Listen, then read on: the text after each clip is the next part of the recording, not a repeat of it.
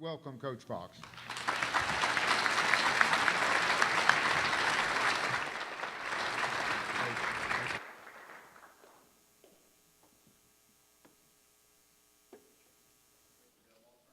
There we go. It's working now. Thank you for the nice introduction, Melvin. I won't tell you if I voted for you or not, but it's a privilege to be with you and all of you. And congratulations. I understand all of you are elected officials, correct? Everyone here. So congratulations on your win. I think that's certainly a remarkable accomplishment because you were chosen by your communities, and I think there's no more greater honor than to be elected by your fellow community members. You know, leadership is not often a lot of fun when your team's playing like mine has the last 2 weeks. You know, leadership is oftentimes an unpopular position, but it's also oftentimes very rewarding, and I think that's why we all probably chose the path that we have chosen. You know, I wanted to coach my entire life. It's really, since I was a young child, it's kind of the path that I knew I wanted to take. My father had coached at one time.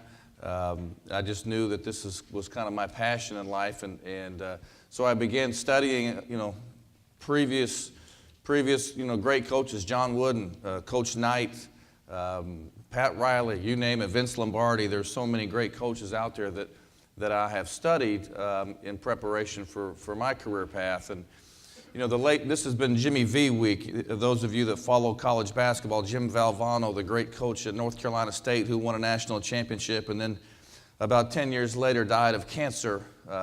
Each week there's a week celebrating his death and the foundation he created, and we call it Jimmy V week. And Jimmy V, much like I did, he studied great coaches when he started coaching, and he got started in his career, and he studied Vince Lombardi. And in Vince Lombardi's first team meeting with the Green Bay Packers, those of you that know the NFL football, Vince Lombardi is known as the greatest coach of all time. The Super Bowl trophy is called the Lombardi Trophy. He's just was a phenomenal coach. And in studying Lombardi, Valvano found that in his first team meeting, the meeting was scheduled for 8 o'clock, and at 8:05 he was still standing outside the locker room doors, and he didn't come in until 10 or 15 minutes late, and the players were inside wondering who's this great coach that we just hired who can't even be on time. And they sat there and they got restless, and Lombardi walked in and he said, you know, we're going to be successful this year if you keep your mind on 3 things and these 3 things only. He says, your religion, your family, and the Green Bay Packers. And he walked out. And so as Valvano studied this, his first head coaching job was the freshman coach at Iona. And as he studied Lombardi, he went home and told his wife, I found it. I found the message for my first team meeting. He says, your religion, your family, the Green Bay Packers. He says, I can't wait to go see these kids and walk in the room and say, your religion, your family, and Iona basketball. I've got the message that I want. And so on the day of his first team meeting, they held a meeting, let's say 3 o'clock, and at 3:05, he was still standing outside, and the players were getting restless in the locker room, and he walked in, and he said, guys, we're going to be successful this year if you keep your mind on 3 things and these 3 things only. He says, your religion, your family, and the Green Bay Packers.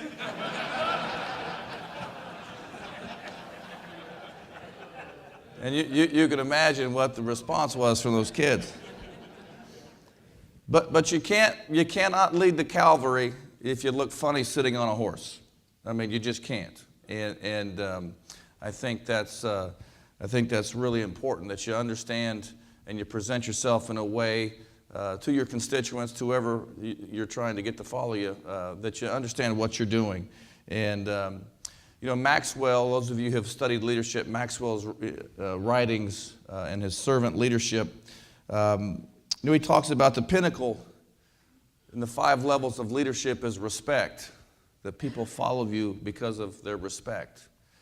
And I hate to tell you, but there's a lot of people that didn't vote for you. And you got to get those people to respect you as well. So I think we're a little bit naive if we think that we're going to lead just because of respect. I never approach it that way with our team, because I know I've got 4 or 5 guys that are not playing, and so they don't like me. But yet I still have to get them to do what I want them to do. So I don't operate under the premise that everybody respects me or everybody likes me. I think leadership, when it's a lonely position, you have to accept that fact, that you're not going to be the most popular person all the time, and that can affect your thinking. You know, Maxwell talks about, you know, some people follow because of how much you've developed them and how much you've done for them. Well, how many people that have voted for you have really reaped the benefit of your service or your development of them? Not very many, maybe. You know, Maxwell talks about, you know, people have produced so much for an organization, so people follow them. Well, if you're new, which I think most of you are new, you know, can they follow you because of what you've done before? Maybe they can, maybe they cannot. And so, really, I think leadership, the way I look at it, is the ability to unite your group. You know, it's the ability to unite your group. Well, how do you do that? You know, how do you do that? And you know, one of the greatest coaches in NBA history is Phil Jackson, who won 11 world championships with the Chicago Bulls and the Los Angeles Lakers. And I had the privilege of being around those two teams a great deal. And one of his top assistants was a guy named Tex Winter, who coached for 50 years, is in the Basketball Hall of Fame, who invented the famous sideline triangle offense that Michael Jordan used and Kobe Bryant used, along with Phil Jackson, to win the world championships. And after I won my first championship at my previous school, I remember talking to Coach Winter, and I said, well, how does Phil Jackson do it, you know, the year after defending a title? And he says, well, he said, what do you mean, the year after defending a title? He says, there's no such thing. He says, every year starts over. The previous year is history, and we don't worry about what happened before. We worry about starting over and trying to build a new group and a new following every year. And I think every project that we try and tackle, sometimes we take that approach. But I think to really lead, I think the first thing you have to do is accurately assess where you are. You really have to accurately figure out, where are we? You know, in coaching, what are we good at? Okay, what areas are we performing well in, and what areas are we not? I mean, I think you have to have an accurate assessment of your situation, and I think that things can go very awry if you don't have the accurate picture. You know, if I look at my team right now, our defensive numbers, for instance, are very good. Our offensive numbers are not. And it's easy in coaching to look at the statistics and be able to figure that out.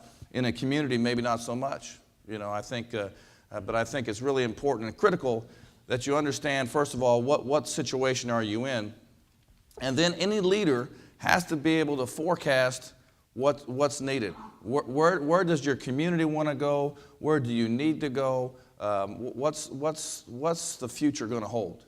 And I think in leadership, and sometimes you're wrong. You know, sometimes you're wrong, but you know what? They picked you to lead the fight for a reason, and you know what? You got to go with your gut at times, but I think you have to be able to forecast where you want to go in leadership. And really the key in leadership and getting that group to follow you is that once you have a clear picture of where you want to go, is develop a plan that will get you there. And if you can communicate that plan to your followers, then you can get everybody on board. And I really think that ultimately that's what it comes down to, is as a leader being able to identify where you want your group, your community, your team to go. Where are you at the current time, and how are you going to get from point A to point B? And once you can determine a plan to get there, and some people can't. You know, some people just rely on policy. You know, they just rely on, here's our policy on this, here's our policy on that. Well, you know what? Times change, the culture changes, the world changes. I'm not big on team rules and policy. I'm big on actions to get us where we need to go. And I think that the process really takes care of itself if you'll keep yourself tied to some core values. But that's a whole other topic as we move forward. But I do think that once you can convince your team or your constituents of that plan that you've developed of where you guys want to go, then you'll be able to get people to follow you. And I think that's really critical. And sometimes that's an unpopular decision because you're never going to have everyone in agreement on where you need to go.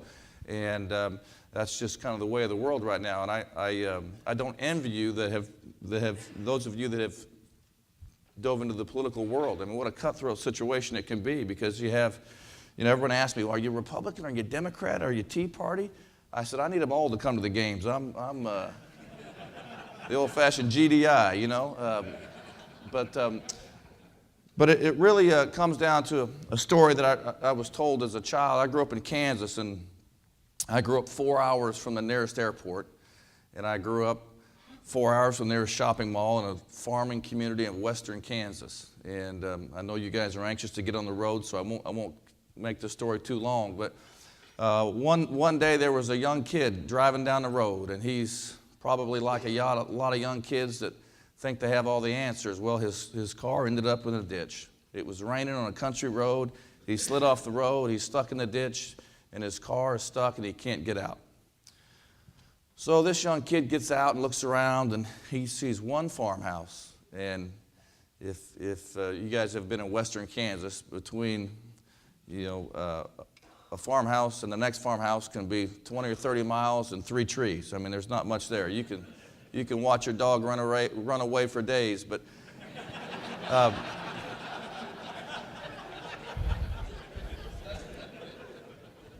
this kid saw this farmhouse, and so he started the long walk to the farmhouse, and as he approached the house, he saw this dirty, nasty old mule tied up to the side of the house, and he looked around hoping to see a truck or a tractor that could pull his car out, and he didn't see anything. So he knocked on the door, and nobody answered, and he knocked again, and finally an old man came out in his overalls, and he says, "Can I help you?" And he says, "Yeah." He says, My car slid off the road down there in the rainstorm and got stuck in the ditch. He says, "You got a tractor that could pull me out?" And the old farmer says, "No, I don't have a tractor." He says, "Well, how do you get anything done around here?" He said, "Well, I use my old mule Bessie." And that kid looked around the corner, saw that old mule, and he's like, "God, no wonder you're not making any money farming. Looking at this mule, you can't get anything done." But he said, I need to get a hold of a truck that can pull my car out of the ditch." He says, "Well, we don't need to get a truck or a tractor. We got my mule Bessie." And the kid said, that dirty old mule ain't gonna pull my car out of that ditch. And the old farmer looked at him and said, "Well, son, if that mule isn't gonna do it, you're gonna have a long walk home. And so we might as well give it a try." And so they walked back with the mule, and they walked back to the car and tied up the old mule Bessie to the car, and the old farmer looked at the kid, and he screamed out, "Pull, Mike, pull." That mule just stood there. And then the farmer screamed again. He says, "Pull, Scott, pull." And that mule just stood there. And this young kid's looking at this farmer like he's crazy. And then all of a sudden the farmer said, "Pull, Bessie, pull." And Bessie pulled that car right out of that ditch. And the young kid was amazed that this dirty old mule could pull that car out of the ditch and get it back on the road. And so he thanked the farmer and said, "Sir, I got to ask you a question." He says, "Why did you say pull Mike and pull Scott before you called that bull's name? Have you forgot, before you called that mule's name, have you forgotten your mule's name?" He says, "No, son." He says, "Let me tell you something." He says, "This old mule is old, he's dirty," he says, "and he's blind." He says, "But he loves being on a team."